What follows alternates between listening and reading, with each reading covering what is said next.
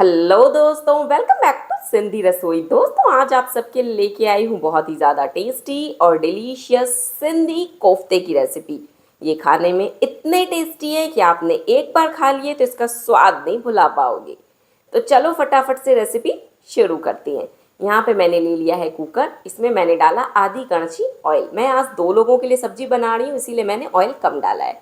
Oil को बढ़िया से स्मोकिंग पॉइंट तक गर्म करा। अब यहाँ पे मैंने डाल दिया इसमें एक बड़ा रफली कटा हुआ प्याज।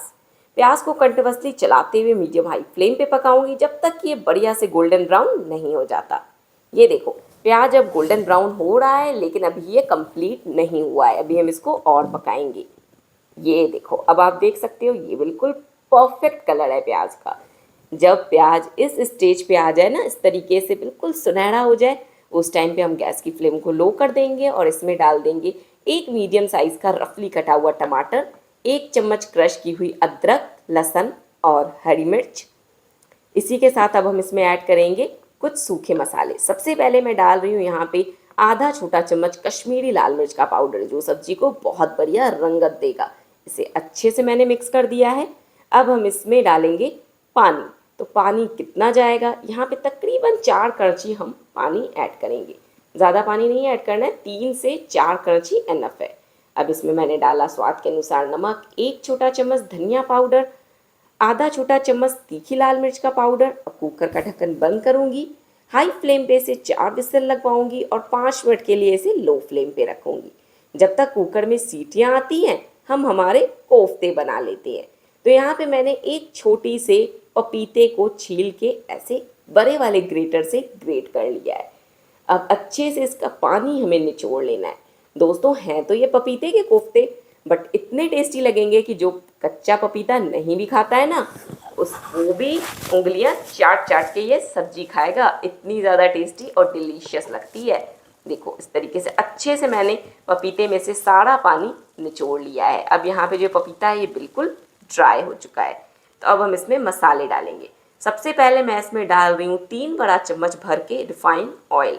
ऑयल डालना बहुत ही ज़रूरी है, इससे जो कोफ्ते हैं वो बहुत ही ज़्यादा सॉफ्ट बनेंगे।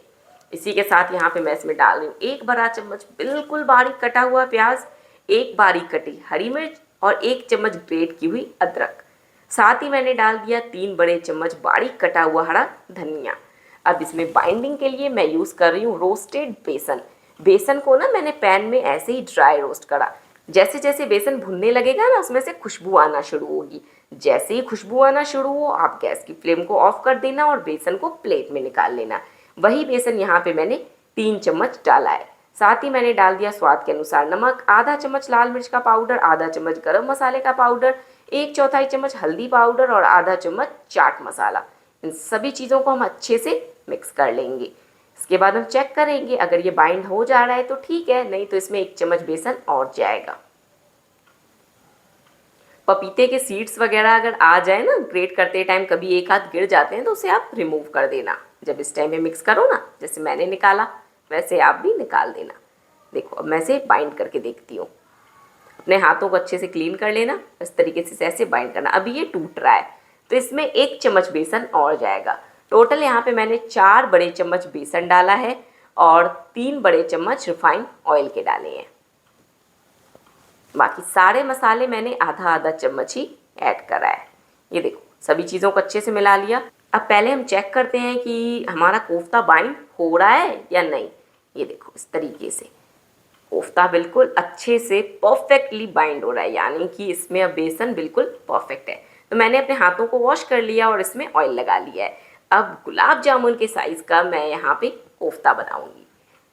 बिल्कुल गुलाब जामुन के साइज़ के ही मैं यहाँ पे सारे कोफ्ते बना के रेडी कर लूँगी। इतने मिक्सचर में से मेरे 10 कोफ्ते बने हैं।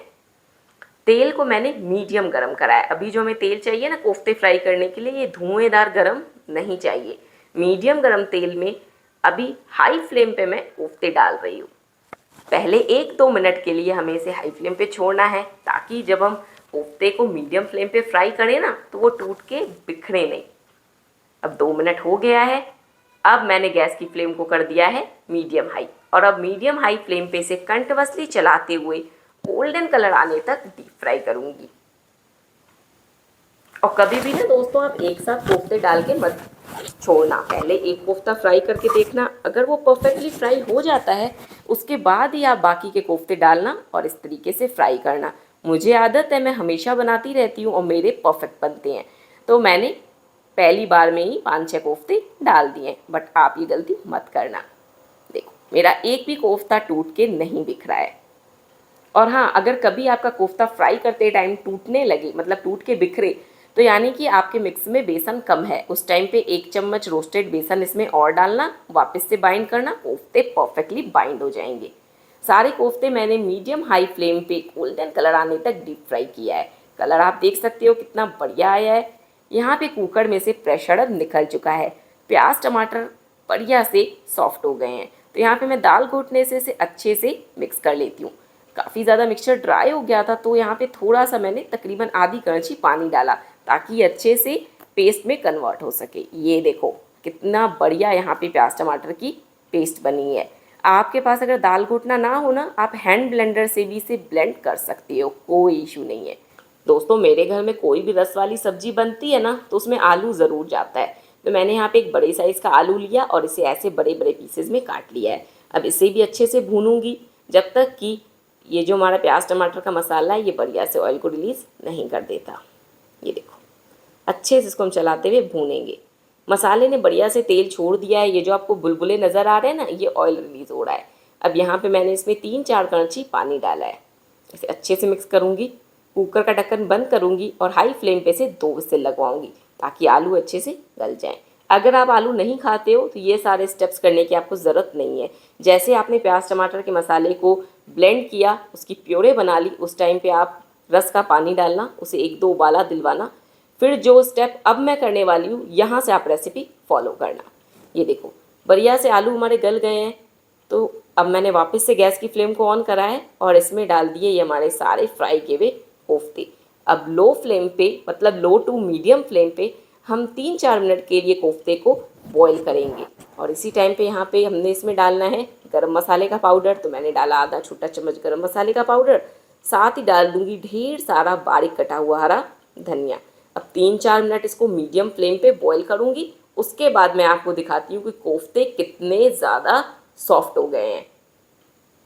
तो चलो इसे हम बॉईल होने देते हैं। 3-4 मिनट हो गया है कोफ्ते को बॉईल होते हुए। गैस की फ्लेम को मैंने ऑफ करा है और गरम गरम में इसे ढक्कन लगा के 3-4 मिनट के लिए छोड़ दूंगी। ये देखो अब इसका सारा प्रेशर निकल गया है। जब हम गरम गरम में ढक्कन लगाते हैं ना, तो कुकर में प्रेशर फिल हो जाता है। तो वो प्रेशर जब तक रिलीज़ हो तब तक हमें वेट करना है। अब आप देखो कोफ्ते, ये देखो कितने ज़्यादा सॉफ्ट हो गए हैं, बिल्कुल मक्खन, मुंह में जाते ही घुल जाएंगे, इतने ज़्यादा सॉफ्ट हो गए हैं ये कोफ्ते। और कलर देखो सब्जी का कितना बढ़िया लाल आया है। तो दोस्तों इस तरीके से आप भी अपने घर पे पपीते के टेस्टी सिंधी कोफ्ते बनाओ और मुझे कमेंट करके ज़रूर बताओ कि आपको आज की सिंधी रेसिपी कैसी लगी। वीडियो पसंद आई हो तो प्लीज़ वीडियो को लाइक करो और इसे शेयर करो। और ऐसी ही और सिंधी रेसिपीज़ देखने के लिए हमारे चैनल को अभी सब्सक्राइब करो।